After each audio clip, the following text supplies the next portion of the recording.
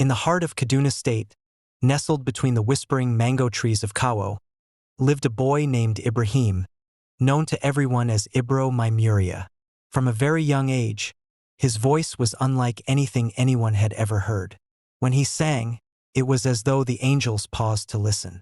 His voice could calm crying babies, make stubborn goats stop and tilt their heads, and even cause elders to forget their sorrows. But Ibro was stubborn, very stubborn. In his small Christian community, the local church, ECWA Kawo, was known for its lively youth choir. Every Sunday, the church echoed with praises and dances, but everyone knew it was missing something. Ibro's voice. Pastor Audu, a kind man with a round belly and a booming laugh, had tried everything. He had visited Ibro's house many times, bringing yams, books, even a second-hand guitar. Ibro, he would say, the Lord gave you this voice, and the church is where it belongs. But Ibro would always reply the same way. Uncle, I like to sing, but not in church. I feel trapped there. I want the world to hear me, not just our village. His mother, Mama Ibro, a widow who sold masa by the roadside, was heartbroken. She believed the gift was from God and should return to him in praise. She prayed every night, lighting a small candle before she slept. One day, a popular music producer from Abuja, Alhaji Flexi Beats, came to Kawo for a wedding. During the celebrations, he heard a boy humming a traditional Hausa melody with an English twist. He turned sharply. It was Ibro carrying crates of minerals. Alhaji Flexi was stunned. He approached him and asked, "Boy, who taught you to sing like that?" "No one," Ibro shrugged. "It's just my voice." Alhaji Flexi took his number and told him, "Come to Abuja. I'll make you famous." It was the moment Ibro had waited for. He packed his small Ghana must-go bag, told his mother he was chasing his destiny, and left.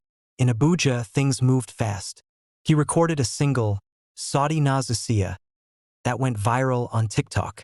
In a few months, he was performing at shows, riding in tinted cars, and posting pictures with celebrities. But something strange began to happen. He started losing his voice. At first, he thought it was the cold air in Abuja or too much talking.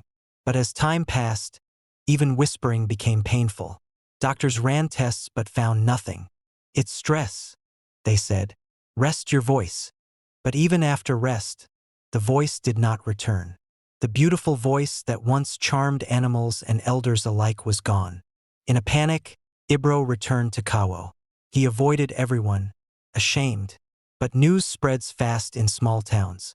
One Sunday, as the church choir sang Yesu Maisido, Pastor Audu looked at the door, and there stood Ibro. He walked in slowly, sat at the back, and wept.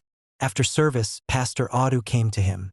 Ibro whispered, his voice hoarse, "I think I was wrong."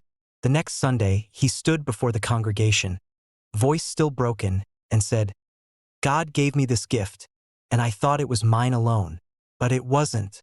It was meant to be shared here with all of you." That day, he didn't sing. But the silence in the church was more powerful than any song. Slowly, over months, as he joined the choir again, something miraculous happened. His voice returned, not as sharp as before, but stronger in spirit.